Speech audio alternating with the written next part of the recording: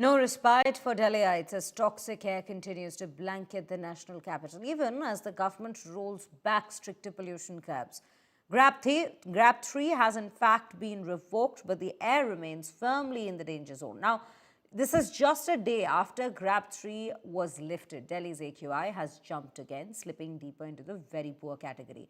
Delhi's AQI has swung from 370 on November 22nd to a peak of 391 on November 23rd, before slightly easing on the following days. And after the dipping to 327 on November 26th, the pollution has again surged to 385 on Friday. Now, the Aam Aadmi Party has accused the BJP-led centre and the LG of mishandling the pollution crisis. Delhi Minister Gopal Rai, this was former Delhi Minister Gopal Rai, has alleged that GRAP was revoked even as AQI was rising and has questioned the credibility of official air quality data.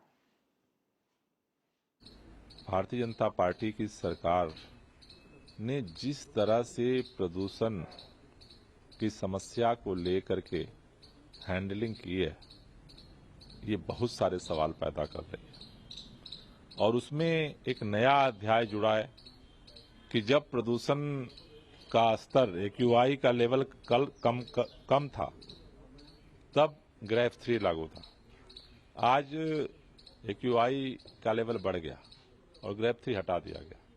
मंत्री अपने कमरों में बैठे हुए, पूरे दिल्ली के अंदर construction site पे नियमों की धज्जियां उड़ाई जा रही हैं, डस्ट पोल्यूशन हो रहा है। मंत्री कभी विजिट करने नहीं गए, कोई कार्रवाई नहीं हुई आज की डेट तक, किसी के ऊपर कोई कार्रवाई नहीं हुई।